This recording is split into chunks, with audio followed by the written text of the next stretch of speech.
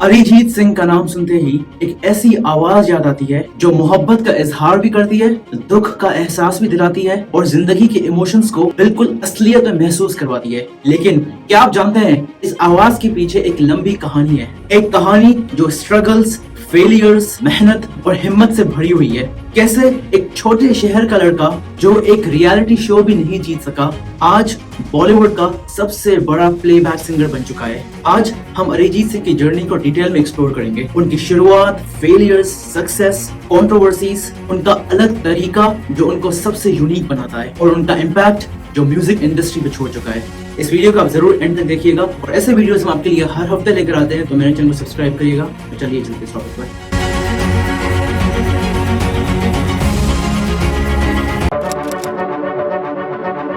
अरिजीत सिंह 25 अप्रैल 1987 को मुर्शिदाबाद, वेस्ट बंगाल में पैदा हुए। मुर्शिदाबाद एक हिस्टोरिकल जगह है, मगर बॉलीवुड और बड़े म्यूजिक प्लेटफॉर्म से काफी दूर है। लेकिन अरिजीत का म्यूजिक से रिश्ता बचपन से जुड़ा था। उनके फादर पंजाबी थे और उनकी मदर बंगाली थी। उनकी माँ ट्रेन्ड क्लासिकल सिंगर थी और घर का माहौल बहुत ही म्यूजिकल था।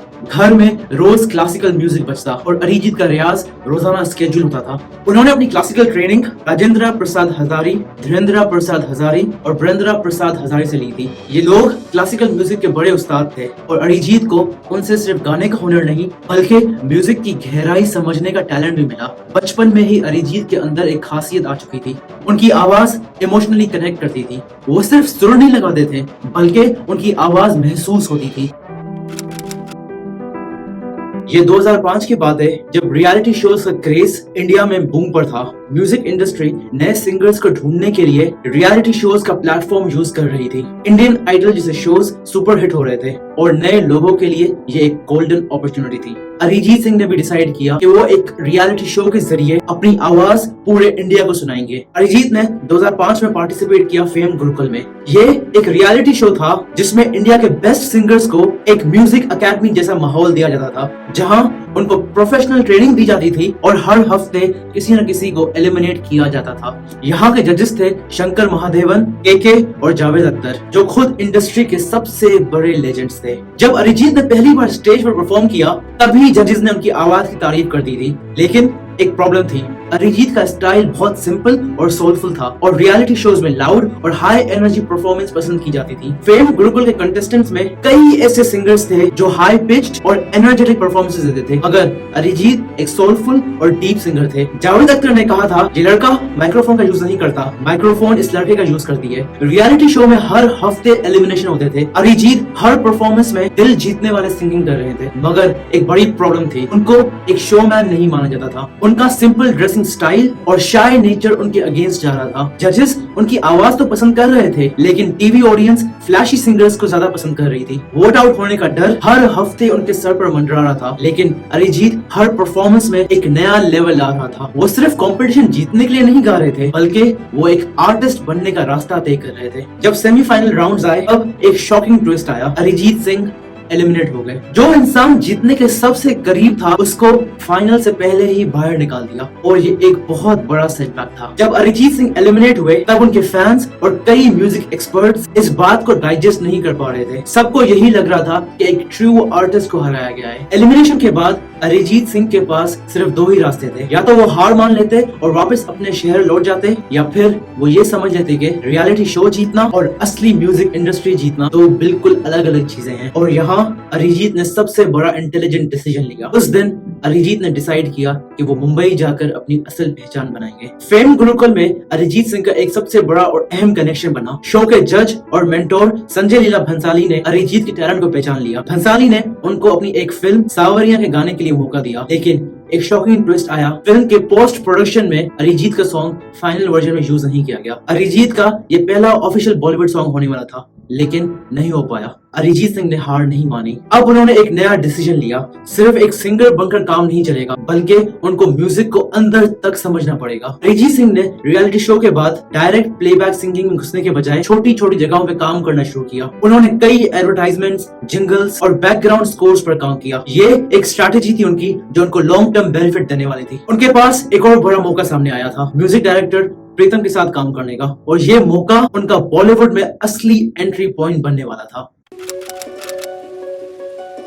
मुंबई एक ऐसा शहर है जहां हर नए आर्टिस्ट के लिए सपने भी हैं और टूटते अरमान भी हैं। जो इंसान सक्सेस के करीब होता है उसी इंसान के सामने सबसे ज्यादा चैलेंजेस भी आते हैं। अरिजीत ने जब मुंबई में अपनी जगह बनाने की कोशिश की तब उनको समझ में आया कि बॉलीवुड में नया सिंगर बनना एक अलग गेम है। यहाँ सिर्फ आवाज अच्छी होने से काम नहीं चलेगा, यहाँ इंडस्ट्री के लोगों से कनेक्शन बनाना पड़ेगा। यहाँ काम पाने के लिए सिर्फ ऑडिशंस नहीं, पेशेंस और स्ट्रेटेजी भी जरूरी है। इसीलिए अरिजीत ने रियलिटी शोज के बाद सीधा प्लेबैक सिंगिंग में घुसने के बजाय म्यूजिक प्रोग्रामिंग सीखना शुरू की। अरिजीत का सबसे बड़ा ब्रेक म्यूजिक डायरेक्टर प्रीतम के साथ काम करना था। प्रीतम बॉलीवुड के एक बड़े कंपोजर थे जो एक के बाद एक सुपर हिट गाना बना रहे थे। उनके म्यूजिक में मेलोडी और मॉडर्न बीट्स का परफेक्ट कॉम्बिनेशन होता था। एक दिन अरिजीत को मौका मिला प्रीतम की म्यूजिक प्रोडक्शन टीम में असिस्टेंट बनने का। मतलब उनका काम गाना नहीं बल्कि प्रीतम के लिए म्यूजिक ट्रैक्स और बैकग्राउंड स्कोर्स बनाने का था। अरिजीत ने प्रीतम के लिए बैकग्राउंड स्कोर्स, डमी ट्रैक्स और स्क्रैच वर्जन्स रिकॉर्ड किए। वो एक कंपोजर का सोचने का तरीका सीख रहे थे। उनका नेटवर्किंग बढ़ रहा था और म्यूजिक इंडस्ट्री के अंदर उनका एक सीक्रेट नाम बन रहा था। प्लेबैक सिंगिंग में एक इंटरेस्टिंग सिस्टम होता है डमी ट्रैक्स का। जब किसी बड़े सिंगर से कोई गाना रिकॉर्ड कराया जाता है उससे पहले एक स्क्रैच वर्जन या डमी ट्रैक रिकॉर्ड किया जाता है जो सिर्फ रेफरेंस के लिए होता है। अरिजीत का काम डमी वर्जन को रिकॉर्ड करना था जो असली सिंगर्स को रेफरेंस के लिए दिए जाते थे। और यहाँ एक मजेदार ट्विस्ट आया। लोग अरिजीत के डमी वर्जन सुनकर इतने इम्प्रेस होते थे कि कई बार असली सिंगर्स की जरूरत नहीं पड़ती थी। प्रीतम ने भी महसूस किया कि अरिजीत की आवाज में एक अलग ही मैजिक है, लेकिन फिर भी इंडस्ट्री में नए लोगों को मौका देना मुश्किल होता है। म्यूजिक डायरेक्टर्स सेफ गेम खेलते हैं और नए सिंगर्स के बजाय एस्टैब्लिश्ड सिंगर्स को प्रेफर करते हैं। 2011 में अरिजीत सिंह के पास एक छुपा हुआ मौका आया। फिल्म मर्डर 2 का एक गाना फिर मोहब्बत। संभल जा जरा फिर मोहब्बत करने चला है तू।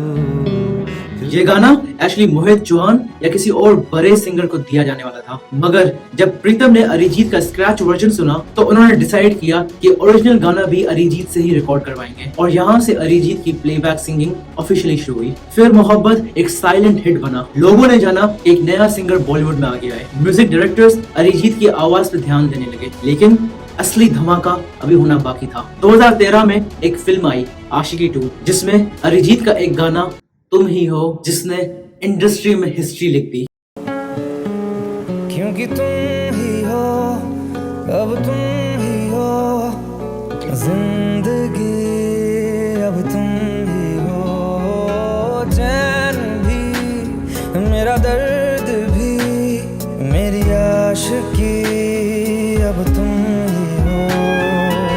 तुम ही हो एक नेशनल एंथम बन गया। हर जगह यही गाना बज रहा था, शादियों में, कॉन्सर्ट्स में, रेडियोस पे, हर जगह। और उस दिन अरिजीत सिंह एक नया नाम नहीं बल्कि एक नेशनल फिनोमिनन बन चुके थे। 2013 का हर अवार्ड अरिजीत को मिला। इंडस्ट्री में नए सिंगर्स के लिए एक नए एरा की शुरुआत हो गई। अरिजीत का नाम एक एक गाने से जुड़ना शुरू हो गया, जैसे कि फिल्म ए दिल है मुश्किल में चन्ना मेरे या, एक ऐसा ब्रेकअप सॉन्ग जो हर टूटे दिल को छू गया। फिल्म तमाशा में अगर तुम साथ हो सॉन्ग, ये गाना दुख और दर्द का अल्टीमेट एक्सप्रेशन बन गया। फिल्म सिटी लाइट्स में मुस्कुराने की वजह प्यार को महसूस करने का एक नया तरीका बन गया। फिल्म एजेंट विनोद में राब्ता, रोमांस और मेलोडी का परफेक्ट कॉम्बिनेशन। और फिल्म दिलवाले में गेरुआ सॉन्ग एसआरके और काजोल की केमिस्ट्री को भी और मैजिकल बना दिया। लेकिन म्यूजिक इंडस्ट्री कभी भी आसानी से नए सिंगर्स को इजीली एक्सेप्ट नहीं करती। अब अरिजीत का असली टेस्ट शुरू होने वाला था। कंट्रोवर्सीज, सलमान खान से क्लैश और बॉलीवुड पॉलिटिक्स। आशिकी 2 के बाद अरिजीत सिंह एक नेशनल सेंसेशन बन चुके थे। हर डायरेक्टर और म्यूजिक कंपोजर उनको साइन करना चाह रहा था। हर दूसरी तीसरी फिल्म में उनका गाना होता था और उनकी आवाज रोमांटिक गानों का एक नया सिनोनिम बन चुकी थी। लेकिन बॉलीवुड सिर्फ टैलेंट का खेल नहीं है, यहाँ टैलेंट से ज्यादा पावर और पॉलिटिक्स चलती है। और यही पॉलिटिक्स एक दिन अरिजीत सिंह के अगेंस्ट होने लगी। 2014 में एक अवार्ड फंक्शन चल रहा था। अरिजीत सिंह को बेस्ट प्लेबैक सिंगर का अवार्ड मिला था। अरिजीत उस वक्त बहुत ज्यादा काम कर रहे थे, दिन रात रिकॉर्डिंग्स में बिजी थे। वो डायरेक्ट स्टूडियो से आकर अवार्ड फंक्शन में बैठे थे, कैजुअल कपड़ों में और थोड़े नींद में लग रहे थे। जब उनका नाम अनाउंस हुआ और वो स्टेज पर अवार्ड लेने गए तब फंक्शन होस्ट कर रहे थे सलमान खान। सलमान खान ने मजाक में बोला, तू सो रहा था क्या? अरिजीत सिंह ने भी कैजुअल टोन में जवाब दिया, आप लोगों ने सुना दिया यार तब से।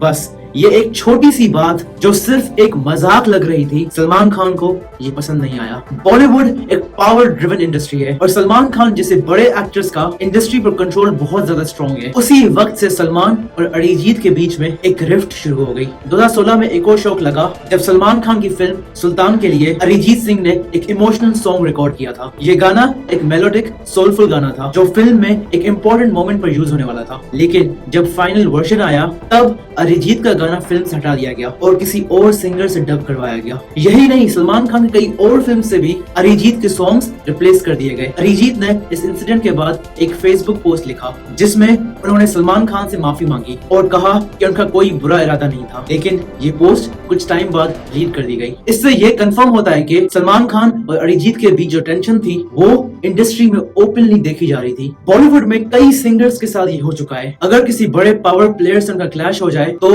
उनका करियर खत्म हो सकता है। कुमार सानू, सोनू निगम, अभिजीत भट्टाचार्य सभी को कभी न कभी इंडस्ट्री पॉलिटिक्स का शिकार होना पड़ा है, लेकिन अरिजीत सिंह के केस में एक अलग चीज हुई। इंडस्ट्री पॉलिटिक्स उनके अगेंस्ट थी मगर पब्लिक फैंस उनके साथ थे। प्रोड्यूसर्स और डायरेक्टर्स सलमान खान की वजह से उनका नाम हटा रहे थे, लेकिन ऑडियंस सिर्फ अरिजीत का म्यूजिक सुनना चाहती थी। 2015 के बाद हर दूसरे हिट गाने में उनकी आवाज होती थी, चाहे इंडस्ट्री में उनको बैन करने की कोशिश हो रही हो। और यही अरिजीत सिंह की असली पावर थी। उनके फैंस उनको इंडस्ट्री पॉलिटिक्स से बचाने वाले थे। जब किसी आर्टिस्ट के अगेंस्ट पॉलिटिक्स होती है वो दो तरीके से रिएक्ट करता है। पहला, या तो वो ओपनली लड़ता है, इंटरव्यूज देता है, पब्लिक में कंप्लेंट्स करता है, या फिर चुपचाप अपना काम करता रहता है और सिर्फ अपने म्यूजिक पर ध्यान देता है। अरिजीत सिंह ने दूसरा तरीका चुना। उन्होंने किसी भी इंटरव्यू में सलमान खान या इंडस्ट्री के किसी भी इंसान के अगेंस्ट एक भी वर्ड नहीं बोला। उन्होंने किसी अवार्ड फंक्शन में इंडस्ट्री पॉलिटिक्स की शिकायत नहीं की। उन्होंने सिर्फ अपना फोकस अपनी आवाज पर रखा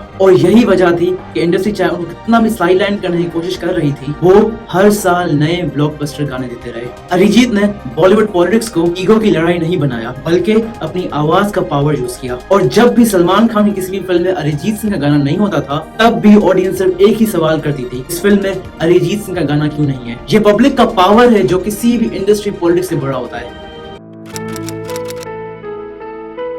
जब अरिजीत सिंह ने स्टारडम को अपनाया तब उन्होंने सेलिब्रिटी कल्चर को अपनी लाइफ में जगह देने की कोशिश नहीं की। अक्सर हमें देखने को मिलता है कि बॉलीवुड स्टार्स अपनी लाइफ को पब्लिसिटी और मीडिया के सामने रखते हैं, लेकिन अरिजीत ने ये सब कुछ छुपाकर अपनी लाइफ जीने का फैसला किया। मीडिया को अवॉइड करना, पब्लिक अपीयरेंसेस पर कम जाना और पर्सनल लाइफ को प्राइवेट रखना। अरिजीत को लग्जरी और ग्लैमर से ज्यादा अपनी फैमिली और क्लोज फ्रेंड्स के साथ वक्त गुजारना पसंद है। जब दूसरे बॉलीवुड स्टार्स का नाम आता है तो हम उनको ग्लैमरस पार्टीज, एक्सक्लूसिव क्लब्स और रेड कारपेट्स पर देखते हैं, लेकिन अरिजीत सिंह ने कभी भी ये लाइफस्टाइल नहीं अपनाया। उन्होंने अपनी लाइफ को ग्राउंडेड रखा और मीडिया से दूर अपने काम में लगे रहे। अरिजीत सिंह की पॉपुलैरिटी को समझना उनकी सिंपलिसिटी के बिना मुश्किल होगा। जब आप उनकी म्यूजिक को सुनते हैं, उनकी आवाज को महसूस करते हैं, तो आपको मालूम चलता है कि वो सिर्फ एक सिंगर नहीं है, एक आर्टिस्ट है जो अपने काम से अपने फैंस का दिल जीत लेते हैं। अरिजीत ने कभी भी अपनी फैन फॉलोइंग को अपनी पर्सनल लाइफ के एक्सपेंस पे एक्सप्लॉइट नहीं किया। वो सिर्फ अपने म्यूजिक को इम्पोर्टेंट समझते हैं और इसी वजह से वो लोगों के दिलों में बस गए। उनकी सिंपलिसिटी और नेचुरल पर्सनालिटी ने उनको हर जनरेशन के फैंस के बीच एक टाइमलेस कनेक्शन बनाने में मदद की। अरिजीत सिंह का इंटरनेशनल रिकॉग्निशन का सफर बॉलीवुड के हिट सॉन्ग से स्टार्ट हुआ। उन्होंने तुम ही हो, राब्ता और अगर तुम साथ हो जैसे गाने दिए, जो न सिर्फ इंडिया में बल्कि पाकिस्तान, बांग्लादेश और मिडिल ईस्ट में भी हिट हुए। लेकिन अरिजीत का म्यूजिक सिर्फ रीजनल बाउंड्री तक नहीं है, उन्होंने अपनी आवाज के साथ ग्लोबल रिकॉग्निशन हासिल किया है। जैसे जैसे उनके गाने बॉलीवुड के टॉप चार्ट्स पर चढ़ते गए, वैसे वैसे उनकी आवाज यूरोप और नॉर्थ अमेरिका तक भी पहुंच गई। 2017 में अरिजीत ने लंदन, न्यूयॉर्क और दुबई में कॉन्सर्ट्स किए, जहां उन्होंने अपने इंडियन म्यूजिक स्टाइल को वेस्टर्न ऑडियंस तक इंट्रोड्यूस किया। ये कॉन्सर्ट्स सोल्ड आउट थे और ये प्रूफ किया कि अरिजीत की आवाज पूरे ग्लोबल अपील रखती है। अरिजीत सिंह की डिजिटल प्रेजेंस भी ग्लोबल रिकॉग्निशन में रोल प्ले किया। उनके YouTube channel, social media posts और स्ट्रीमिंग प्लेटफॉर्म्स पर उनके गाने वर्ल्ड वाइड लिसनर्स तक पहुंच गए। इसके अलावा उनकी आवाज ने इंटरनेशनल म्यूजिक लवर्स को भी अपनी साइड पे ले आया। अरिजीत सिंह ने बॉलीवुड के बाद इंटरनेशनल कोलैबोरेशंस भी एक्सप्लोर किए। उन्होंने इंटरनेशनल आर्टिस्ट के साथ काम करना शुरू किया जो उनको इंटरनेशनल म्यूजिक सीन में ज्यादा एस्टैब्लिश करते गए। अरिजीत सिंह ने फास्ट एंड फ्यूरियस 7 की popular song see you again का हिंदी वर्जन गाया, जो एक ट्रिब्यूट था पॉल वॉकर के लिए। ये सॉन्ग उनके लिए एक इम्पोर्टेंट माइलस्टोन बन गया। ये सिर्फ इंडिया में नहीं बल्कि इंटरनेशनल मार्केट में भी काफी अप्रिशिएटेड हुआ। अरिजीत सिंह ने ग्लोबल म्यूजिक फेस्टिवल्स में भी पार्टिसिपेट किया, जैसे कि कोचेला और लोलापालूजा, जहां उन्होंने अपने बॉलीवुड सॉन्ग्स को इंटरनेशनल क्राउड के सामने परफॉर्म किया। इस तरह उन्होंने अपने इंडियन रूट्स को ग्लोबल स्टेज तक एक्सटेंड किया और फ्यूजन म्यूजिक का